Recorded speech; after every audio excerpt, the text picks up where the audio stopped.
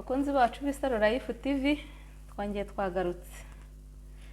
Bakunzi bacu rero nkuko duhora tubibagezaho, tugiye kubagezaho video y'imbuto muri kureba hano, ariko tukabanza kubanyuriramo mu ncamake uko akamaro kazo zimariye umubiri wacu. Waba rero yisanze hano bwa mbere yakora subscribe, agakora like, agakora na comment ndetse agakora na share ku bandi kugira ngo nabo babashe kubyikorera. Tugiye guhera ku rubuto rwitwa sweet melon. Muri kuyibona hano sweet melon bakunze no kuyita cantaloupe. Iyi sweet melon rero ifite akamaro kanini ku buzima bwacu. Igira icyo bita beta carotene, ikagiramo calcium, ikagiramo fibre, ikagiramo folate, ikagiramo iron, mu bijyanye no kongera amaraso, ikagiramo magnesium n'indi myunyungugu nka niacine, potassium, kandi ikagira vitamine A, vitamine B6, vitamine C ndetse na vitamine K. Bakunzi bacu rero nkuko nagiye mbibasobanurira ku mavitamine, nizere ko nta mpungenge mushobora kugira bitewe nuko nabanje kuyabasobanurira kugira ngo mujye mubasha kumva ibyo turi kuvuga ibyo ari byo. Hanyuma rero iyi meloni yacu sweet melon ikaba ifasha ku bantu bafite ikibazo cya asima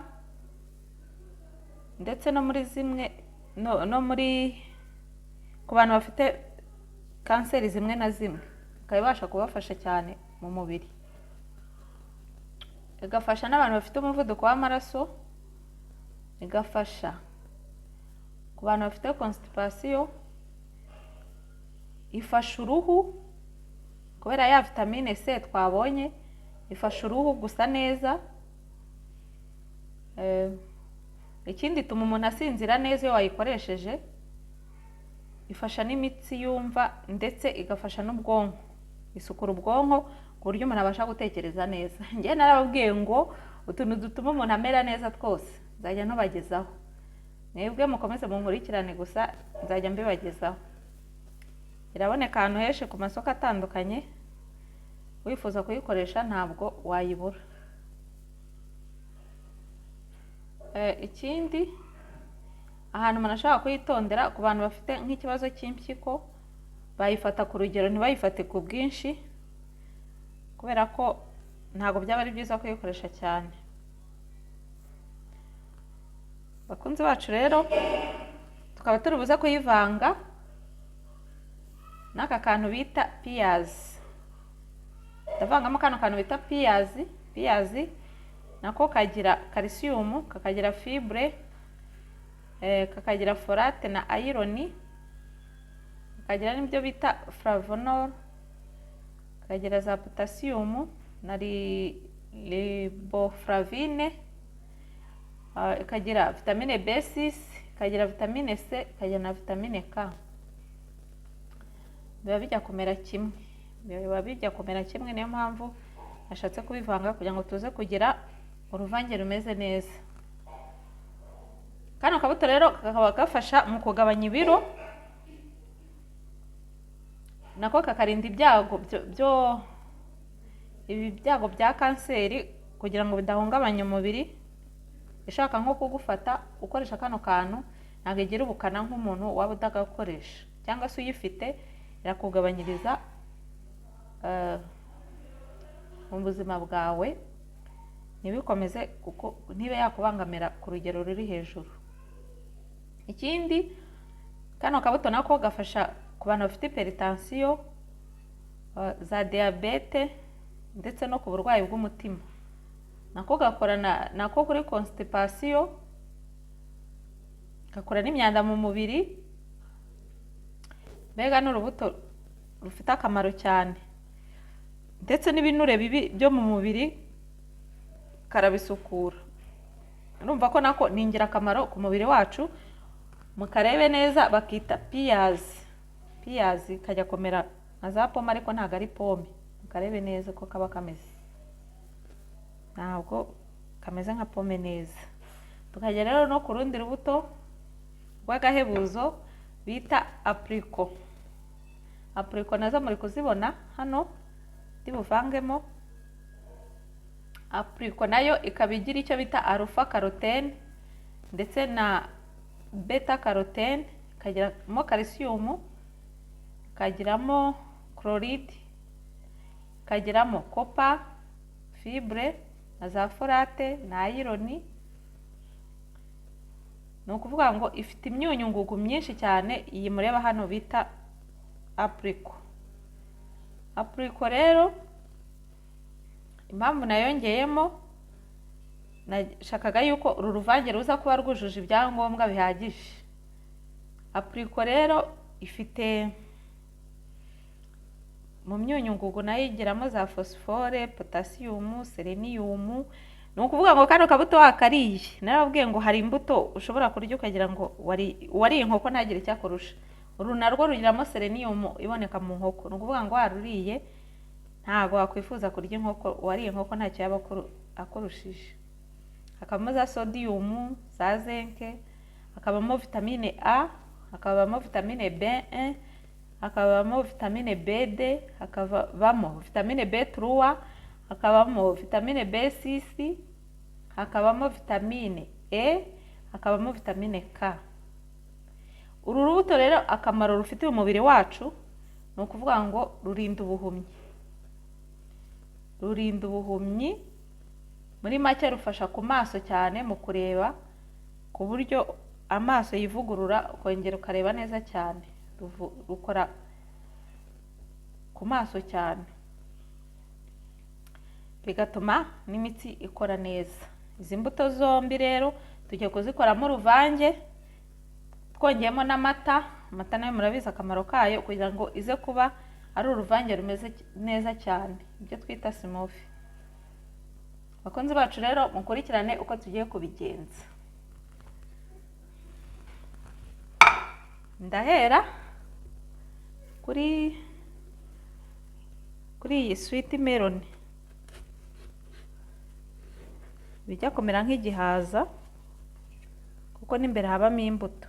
Muri kubibona habamo imbuto mo imbere. Hanyuma tugakata neza,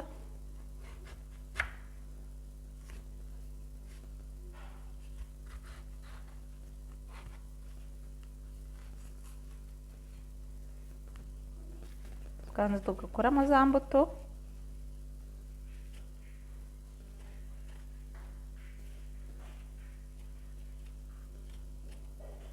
Ubireba gutya wagira ngo ntago ari urubuto, ushobora kugira ngo wenda ni igihaza, ariko ntago ariko bimeze. Ndabakangurira mwese rwose kubyitaho.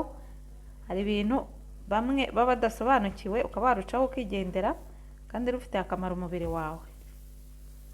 Ndi kurubona?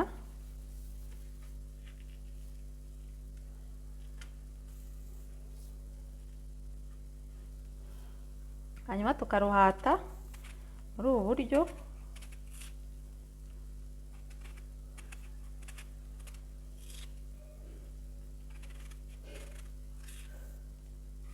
Urabibona ko ruba rumeze.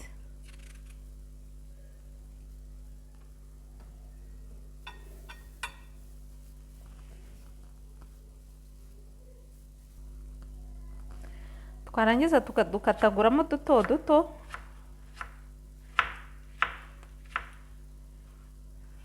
tugakata gutya.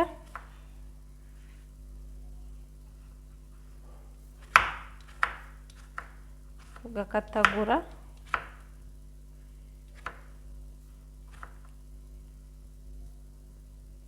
hanyuma tugashyira muri blender. Twarangiza tugafata piyazi nayo tukayihata. Piyazi tugahata nayo tukayishyiramo. Nuko nguko ibimeze.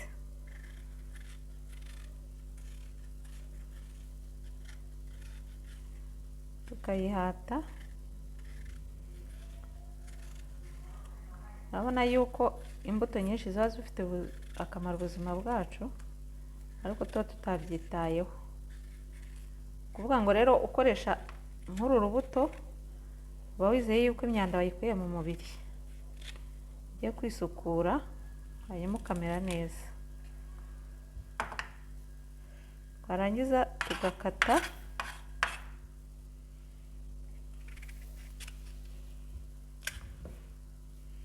imbere, muri kubona kaba kajya kumera nka pome, harimo utubuto dukeya, kaba gafite forume ijya kumera nk'iya pome, ariko si pome, biba bitandukanye.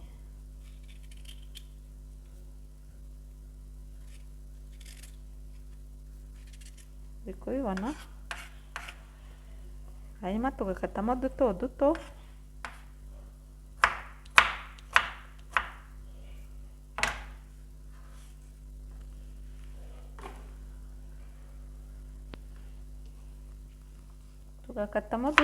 natwo tukaduvanga na ya sweet melon kugira ngo tuze kubisyana.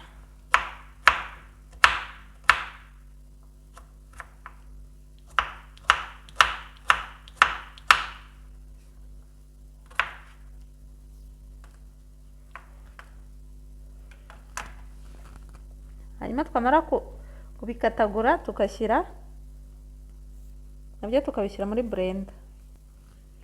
Tugiye kongeramo dushyiramo ya apricot nayo ni uko nguko iba imeze. Uri kuzibona? Uko nguko iba imeze.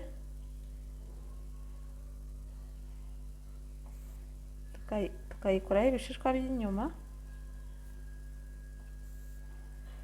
Mbibutse ko izi mbuto tuba twabanje kuzikorera isuku, tukazironga neza ku buryo nta kibazo kiba kirimo.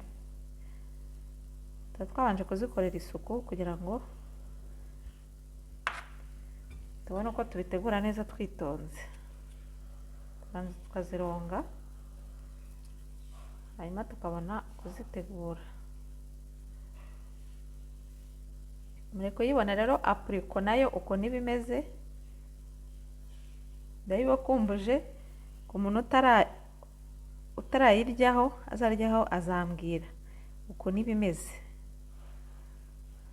Ari urubuto ruryoshye cyane.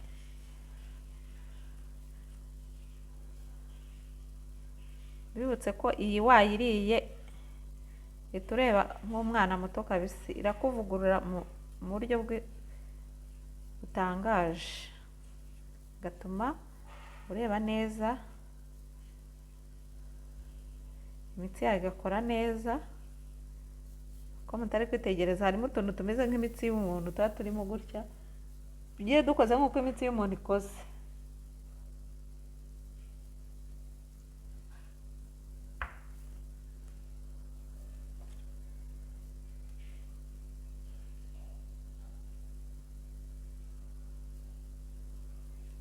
Nguko bigenda.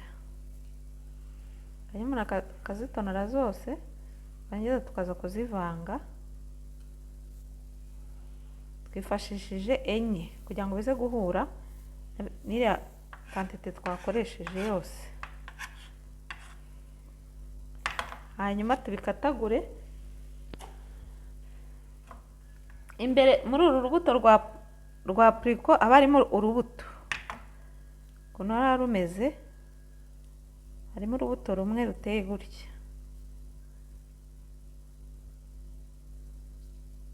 Urubuto ruba rurimo umuntu akuramo, ruba rumeze gutya. Muri kurubona? Urubuto rumeze gutya. Hanyuma tukazikatagura neza kugira ngo tuze kuziblendinga nazo.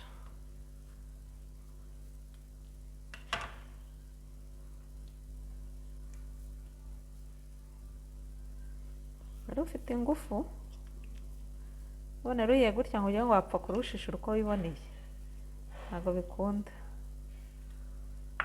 Kuramo runo rubuto rwabyo bisaba kwitonda. Ukarukoramo gutya.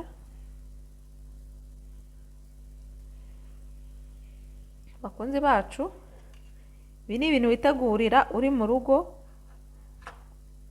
ukabibanza mu nda bikabasha gukora umurimo wabyo. Ukaza kunywa amazi hanyuma. Bitegura mu rugo. Nuko nguko ruba rumeze. Dore ko nuko iteye.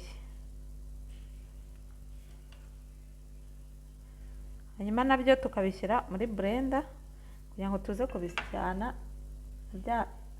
bya bindi twabanje. Hanyuma ibintu byacu tumaze kubikatagura, tukaba tugiye kubisya. Twongeramo amata litiro imwe kugira ngo bibashe kunoga neza.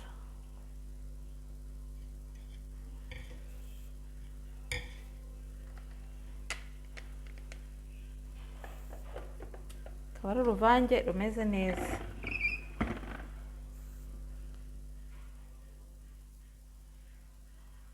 Muri kubibona? Tugiye kubisya. Turabisya bikanoga neza.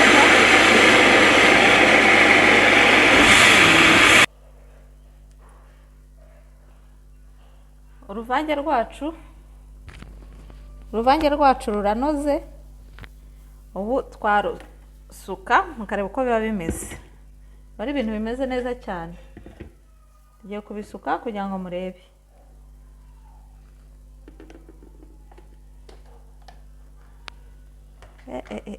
Ni nk'ikivuguto ndabarahiye. Uruvange rumeze neza, rw'urusukume rumeze neza cyane. Kugira ngo muri kurubona. Narubonye? Rumeze neza cyane. Muri kurubona?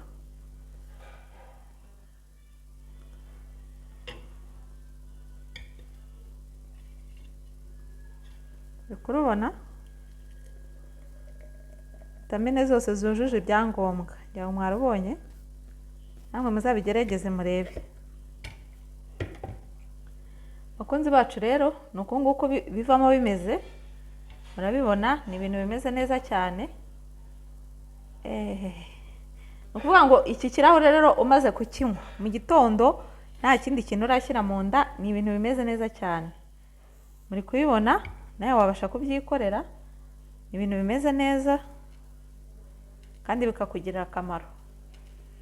Bakunzi bacu rero b'Isaro Life TV, mukunze ibyo dukoze, mwakora like ndetse mugakora n'amakomenti, kandi n'abatarakora subscribe turabibutsa gukora subscribe kugira ngo dukomeze ibintu byacu bigende neza. Murabibona ko ni ibintu bimeze neza bifite ubuziranenge.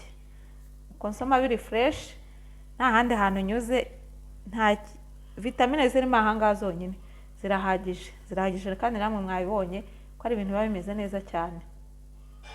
Murakoze rero bakunzi bacu b'Isaro Life TV, naho ubutaha turabakunda.